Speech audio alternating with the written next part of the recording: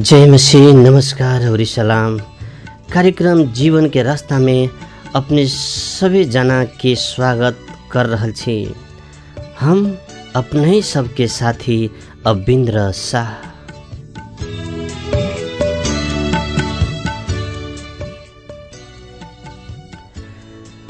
आज के विषय संकट में प्रभु सहारा। प्रभु के प्रियजन सब, हमने इतना बात याद करूँ, जब जब हमने के संकट पड़ले, जब जब हमने के जीवन में समस्या आवले, हमने सभी जना के जानकारी बा कि हमने अपन परमेश्वर के याद करीले। प्रभु के प्रियजन सब, अपने के याद होई कबो काल अपने मोटरसाइकिल में चढ़ के जाइत हो, चाहे कबो काल यात्रा करत हो, अचानक जब आँख में कोनो पिलुआ जब आवले तब पपनी अपने मने बंद हो जाले।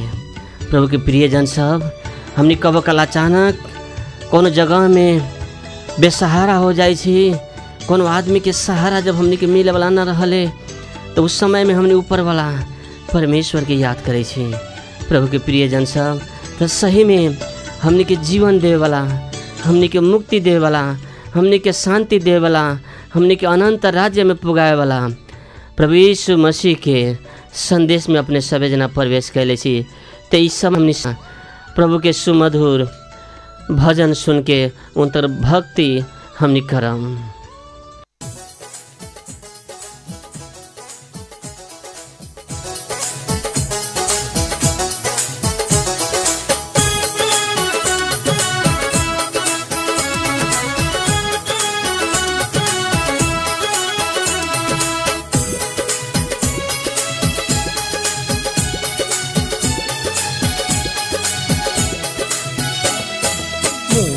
दिलाए यीशु नाम, शांति दिलाए यीशु नाम। बोलो, मुक्ति दिलाए यीशु नाम, शांति दिलाए यीशु नाम। बोलो, मुक्ति दिलाए यीशु नाम, शांति दिलाए यीशु नाम।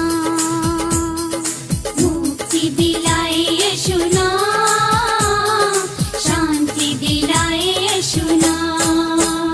बोलो, मुक्ति दिलाए यीशु नाम, शांति दिलाए यीशु नाम। बोलो, मुक्ति दिलाए यीशु नाम, शांति दिलाए यीशु नाम। बोलो, मुक्ति दिलाए यीशु नाम, शांति दिलाए यीशु नाम।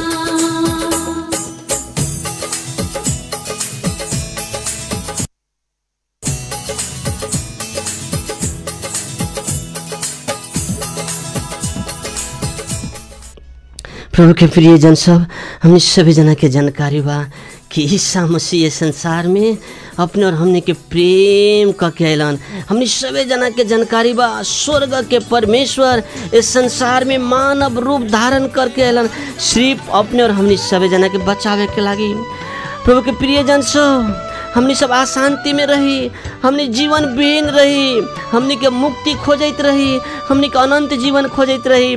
लेकिन ये बेचैनी में, ये अशांति के बेला में हमने के शांति देवे के लागी शांति दाता ईसा मसीह प्रभु परमेश्वर हमने के लागी। हमने सभी जना के जानकारी बा, हमने ये के एशिया में, हमने जौन एशिया में छी, हमने के एशिया में इजराइल के यरूशलेम के गाय के घारी में उनकर जन्म भेल। प्रभु के प्रियजन, काहे के लागी? अपने और हमने के अनंत जीवन देवे के लागी, शांति देवे के लागी, मुक्ति देवे के लागी। प्रभु के प्रियजन सब, हमने उनकर वचन सुन के, उनकर अनंत जीवन के वचन सुन के हमने सभी जना बहुत खुशी भेल छी। हमने के जीवन में शांति मिलल बा के। प्रभु के प्रियजन से, हमने सभी जना पढ़ल लिखल छी, हमने सभी जना ज्ञानी छी, हमने सभी जना समझदार छी, हमने सभी जना बुझे वाला छी। कितना खुशी के बात बा के कि मानव रूप धारण करके ईसा मसीह परमेश्वर हमनी सबे जना के सृष्टि करे वाला, हमनी के सृजनहार परमेश्वर अपने और हमनी के लागी इस संसार में एलन। प्रभु के प्रियजन सब, हमनी जरूर जरूर उनकर मुक्ति, अनंत जीवन, शांति दे वाला परमेश्वर के शांति के संदेश, शांति के वचन सुन के बहुत खुशी छी।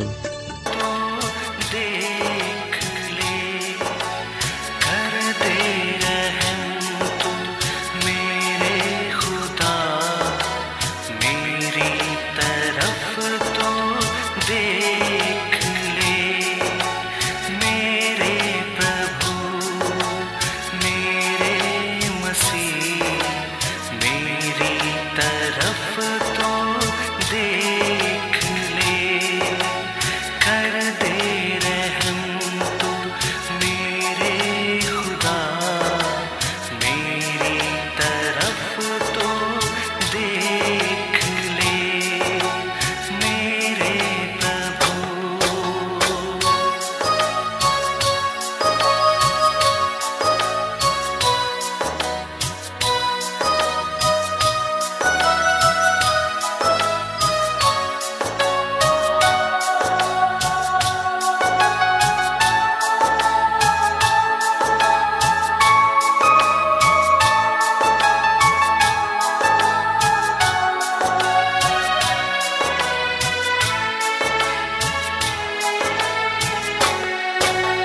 डूब गया मैं, गिर गया मैं दुनिया के भवसागर में।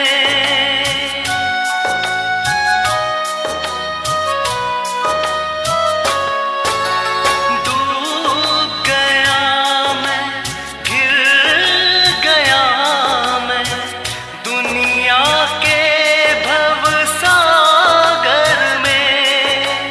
तोड़ लिया है नाता सबने, मोड़ लिया है मुँह सबने।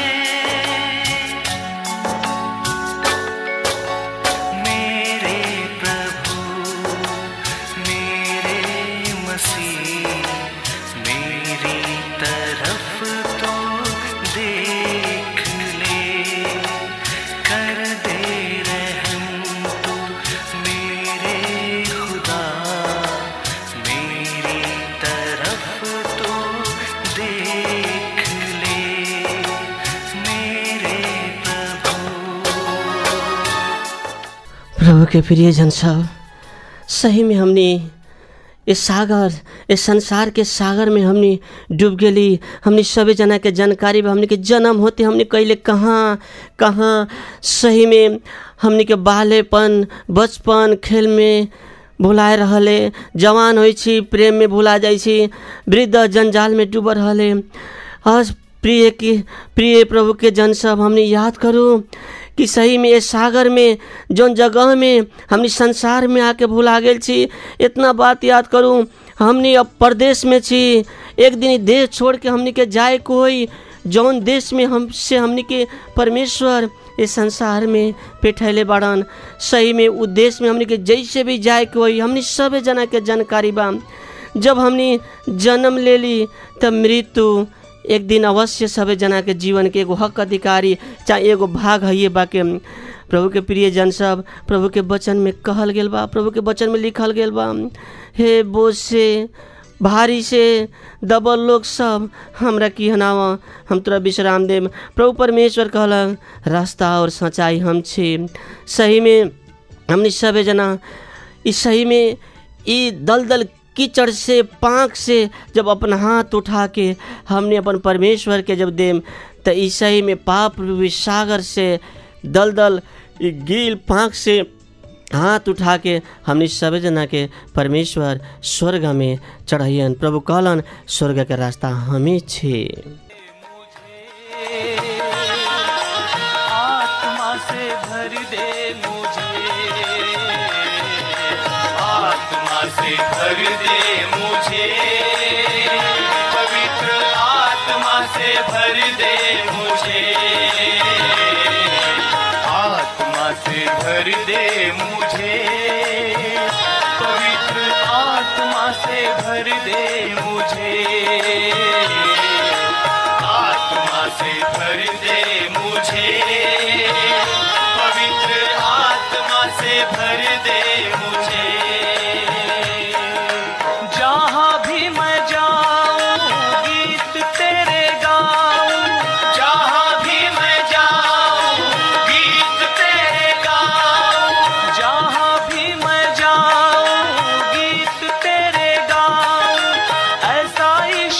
भर दे मुझे, आत्मा से भर दे मुझे, पवित्र आत्मा से भर दे मुझे, आत्मा से भर दे मुझे, पवित्र आत्मा से भर दे मुझे।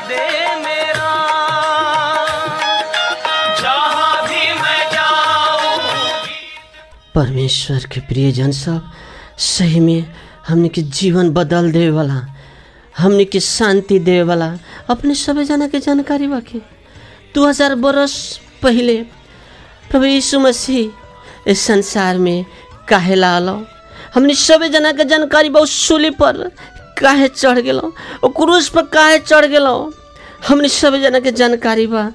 उन परमेश्वर के क्रूस पर चढ़ल कोनो जरूरी न रहे, परमेश्वर के दुख कष्ट के कोनो जरूरी न रहे, परमेश्वर के हाथ में किला ठोकल कोनो जरूरी न रहे, परमेश्वर के ई दर्द के कोनो जरूरी न रहे, लेकिन अपन प्रिय बेटा सबके लागी, अपन प्रिय बेटा बेटी सबके लागी, अपन बाल बच्चा के सबके लागी, अपन परिवार के लागी, अपन सृष्टि के लागी परमेश्वर हमनी के जौन दुख भोगे वाला रही, हमनी के जौन कष्ट में पड़े वाला रही, हमनी जौन पीड़ा में पड़े वाला रही, वो पीड़ा हमने के उठा लेलक। प्रभु के प्रियजन सब, परमेश्वर ईसा मसीह कहलो कि आज के दिन से तोहनी के दुख न होई, तोहनी के पीड़ा न होई, का ताकि हम तोहनी के पीड़ा उठा लेली। तोहनी के अगर हमर नाव पर जे व्यक्ति सब तोहनी आज परमेश्वर के संदेश में सहभागी हो गेल छा, परमेश्वर के संदेश के अपना लेला छा, इतना बात याद कर कि हम तोहनी के लागी इस सारा कष्ट भोगली। लेकिन प्रभु के प्रियजन सब, हमनी सभी जना जान रहल छी हमनी के लागी प्रभु यीशु मसीह बलिदान भेलन। इस संसार में केहू बलिदान न भेल। याद करू इस संसार में कौन बलिदान भेल, सारा दुनिया के प्रेम करते रहन। प्रभु यीशु मसीह संसार में आज से 2000 वर्ष पहले आए रहन, तो सारा संसार के प्रेम करते रहन, सारा दुनिया के प्रेम करते रहन।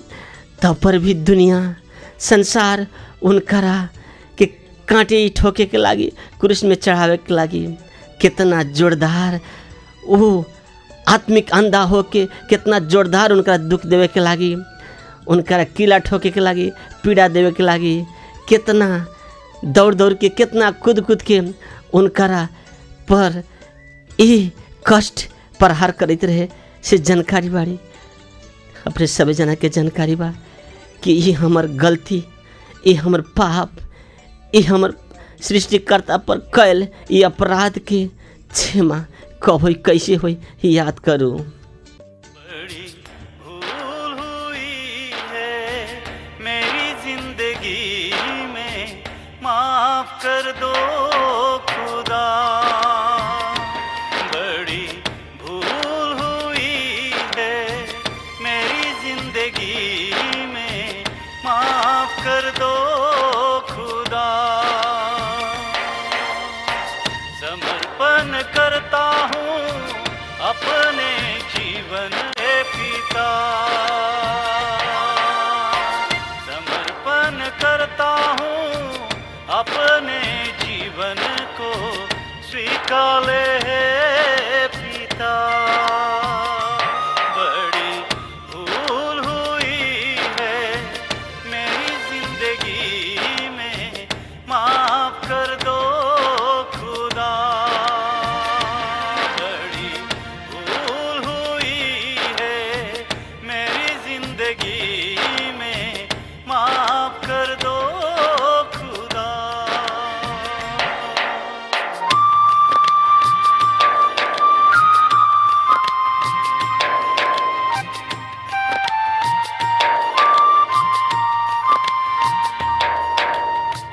हफ्ते हफ्ते थक जाता हूँ मैं,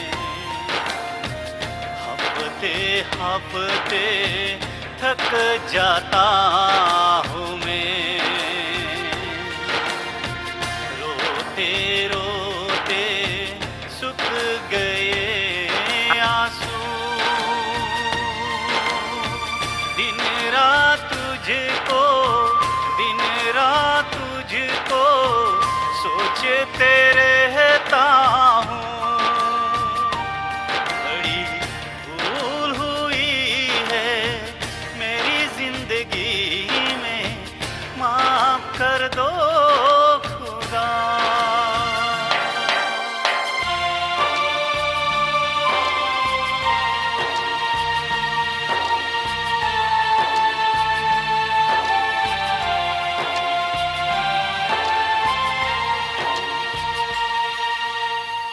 चलते चलते गिर जाता हूँ मैं, चलते चलते गिर जाता हूँ मैं। यहोवा के कानों पर गिरना सुनाई दिया है, भरोसा तुझ पर, भरोसा तुझ पर करते रहता हूँ। प्रभु के प्रिय जन सब, इतना बात याद करूं कि जे हमने के लागी ये संसार में एलन, जे हमने के बचावे के लागी संसार में एलन, जे हमें जन्म दिलन, जे हमें मुक्ति दिलन, उनकरा हमने बेहालत कैली, उनकरा हमने के कांटी ठोकली, उनकरा पर हमने के विभिन्न प्रकार के आरोप लगैली। आज भी उनकरा पर आरोप लगा रहल छी, हमने के जीवन देवे के लागी, हमने के अनंत जीवन देवे के लागी, हमने के शांति देवे के लागी, अपन सृष्टि के बचावे के लागी इस संसार में अलन। लेकिन आज भी हमने उनकरा पर कितना आरोप लगा रहल छी। प्रभु के प्रिय जन सब, याद करू एक दिन जब प्राण इस शरीर से निकल जाए कहाँ जाए, और जब अपने संसार से जब जाए, इस संसार छोड़ के जाए, इस शरीर तो माटी में मिल जाए, लेकिन ये आत्मा, ये प्राण उनके पास में जाए। आखिर हमने के जीवन कितना दिन इस संसार में बाके, हमने के प्राण कब निकली तो हमने के था नहीं के, तो हमने घमंड कौन चीज़ में करेले। हमने के जन्म देवे वाला, हमने के सृष्टि करे वाला, हमने के जीवन दाता इस संसार में हमने के लागे अलन, लेकिन हमने उनकरा से का मांग रहल छी, उनकरा से का विनती कर रहल छी। याद करूँ प्रभु के प्रिय जन, याद करूँ।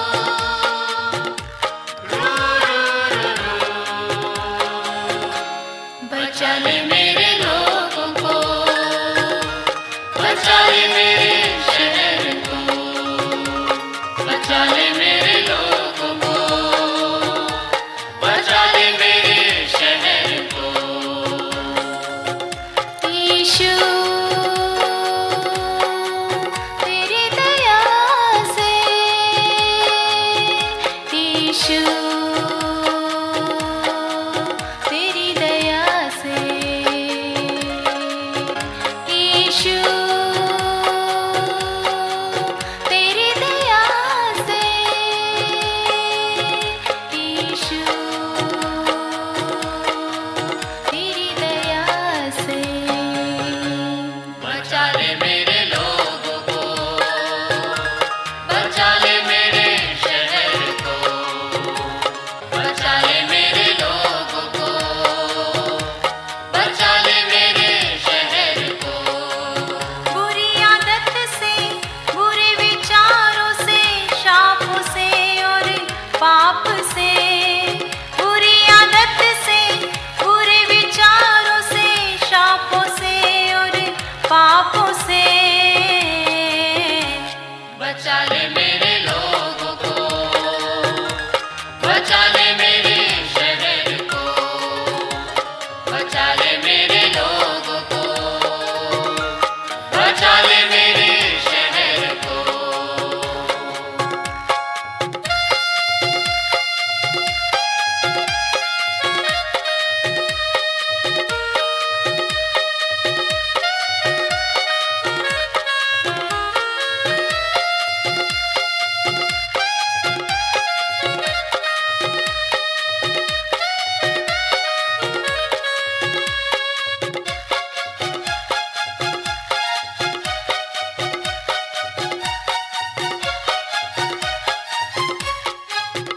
तू भेज यहाँ बेदार खुदा मेरे लोगों में, मेरे लोगों में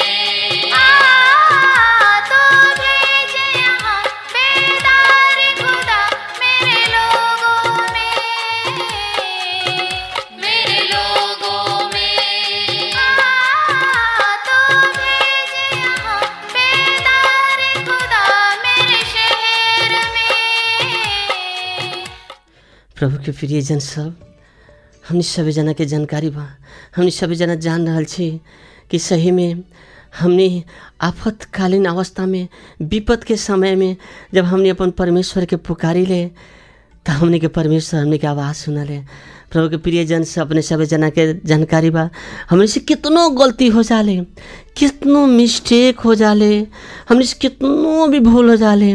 जब हमर माई के अपन बाबूजी के पास में हमने जाइले, आज जब बाबूजी के कहिले, माई के कहिले माई हमरा क्षमा करू, माई कितना दया के सागर होकलन, हमनी के क्षमा कर देवलन। हमनी सब जना के जानकारी बा, जब बाइबल धर्मशास्त्र में अपने उड़ंत पुत्र के कहानी पढ़म तो उड़ंत पुत्र जब अपन हृदय से अपन बाबू माई से क्षमा मांगलन तो बाबू माई क्षमा कैले बा। प्रभु के प्रियजन सब, जरूर अपने सब जना परमेश्वर के अगाडि अपन पाप के पश्चाताप करके क्षमा मांगबे करम। आए वाला दिन में फेन एने कति आवे के लागी प्रतिज्ञा करैत इस समय अभी विदा हम होए के चाह रहल छी, लेकिन अपने सबे के लागी ई सुमधुर भजन हरेक कदम में अपने बढ़े के चाह रहल छी, तो ई सुमधुर भजन सुनते रहम। अपने ही सबके भाई अविंद्र शाह। यीशु तेरे हुजूरी में मैंने जीवन पाया है, यीशु तेरे कदमों में मैंने शांति भी पाई है। यीशु तेरे हुजूरी में, यीशु तेरे कदमों में, यीशु तेरे हुजूरी में, यीशु तेरे कदमों में, यीशु तेरे हुजूरी में।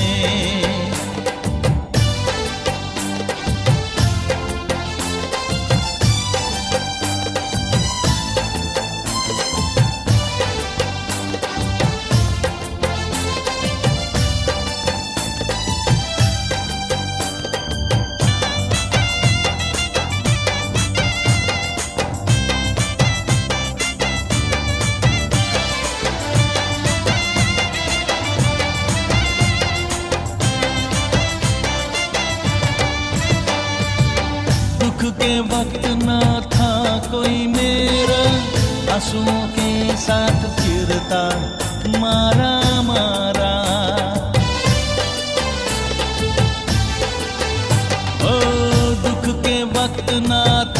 कोई मेरा, आंसुओं के साथ फिरता मारा मारा। प्यारा यीशु मेरा होके हमदम मेरा,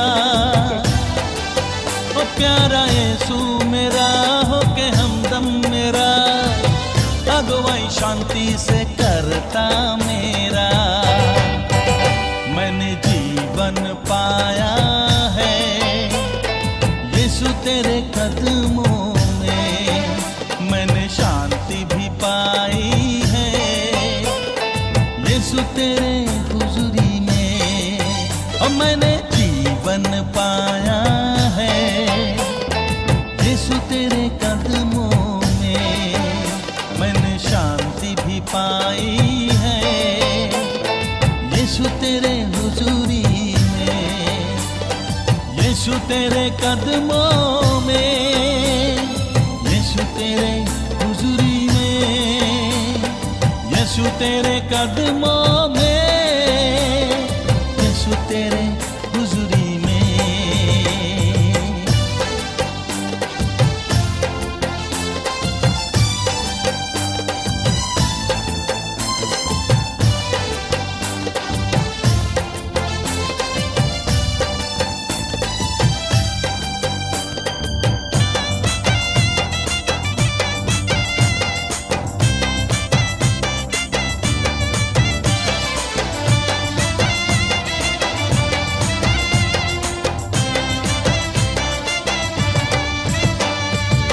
जब मैं कमजोर वो ही है सामर, जब मैं निर्धन वो ही है अनंत धन। ओ जब मैं कमजोर वो ही है सामर, जब मैं निर्धन वो ही है अनंत धन। क्यों न गाऊंगा मैं यीशु का गुणगान, क्यों न गाऊंगा मैं यीशु का गुणगान। दिन और रात हो या सुबह शाम,